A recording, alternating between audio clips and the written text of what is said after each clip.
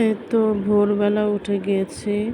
তো আজকে বাচ্চাদের স্কুল আছে, এজন্য টিফিন কি বানাবো।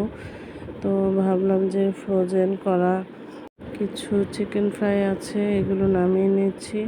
তো ওইদিকে আমি আবার বাসমতি চাল দিয়ে একটু পোলাও রান্না করে দেবো কিশমিশ দিয়ে। বাচ্চারা একটু কিশমিশ পোলাও বেশ পছন্দ করে, এই জন্য আমি ফার্স্টে বাসমতি চাল নামিয়ে নিয়েছি।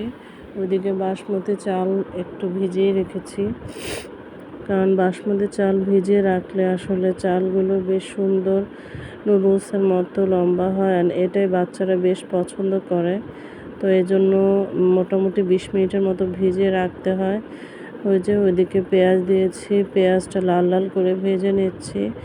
এই ফাঁকে বাসমতি চালটা 20 মিনিট ভেজানো হয়ে গিয়েছে, তো এই জন্য পানি ঝরিয়ে একটু অনেকটা সময় নিয়ে ধুয়ে নিচ্ছি, কারণ আমি জানি না এটা কেন হয় আমার সাথে।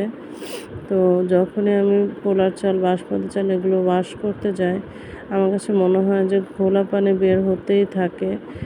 এই জন্য এরকম স্ট্রেনারে নিয়ে আমি লং টাইম ওয়াশ করি, তাহলে দেখা যায় খুব সুন্দর মতো ঘোলা পানিটা নিয়ে দিয়ে ইজিলি পড়ে যায়।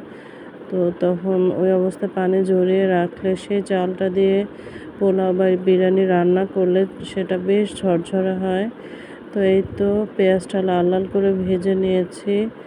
আজকে আমি ঘি দিয়ে রান্না করছি। তো আমি সবসময় আসলে একরকম করে রান্না করি না, কখনো ঘি দিয়ে করি, কখনো সয়াবিন তেল দিয়ে, আবার কখনো মিক্সড করে সয়াবিন তেলের সাথে একটু ঘি, আবার কখনো কখনো সয়াবিন তেলের সাথে বাটার মিক্সড করেও রান্না করি।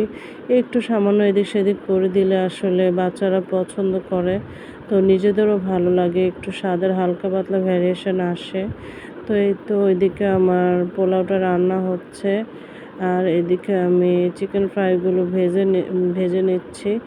তো আমি আজকে একদম অল্প তেলে শ্যালো ফ্রাই করছি, তো এই জন্য আসলে ঢাকনা দিতে হচ্ছে, কারণ ডুবো তেলে ভাজলে তো ঢাকনা দেওয়ার প্রয়োজন নেই, সুন্দর মতো কুক হয়ে যায়।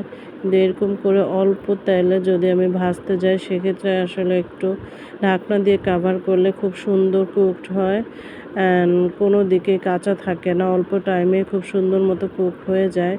তো এটা ভাববে না যে তেলের ছিটা আসে, এখানে যেহেতু তেলের পরিমাণটা একেবারেই কম, তো এই জন্য আসলে ছিটা আসে না। তারপরে একটু সাবধানতা অবলম্বন করতে হয়, ঢাকনাটা সাবধানে আস্তে করে সরিয়ে দিলেই হয়। এই যে দেখেন, কথা বলতে বলতে আমার পোলাও অলমোস্ট হয়ে গিয়েছে, আর কিশমিশগুলো দিয়েছি, বাচ্চারা একটু কিশমিশ দিলে বেশ পছন্দ করে।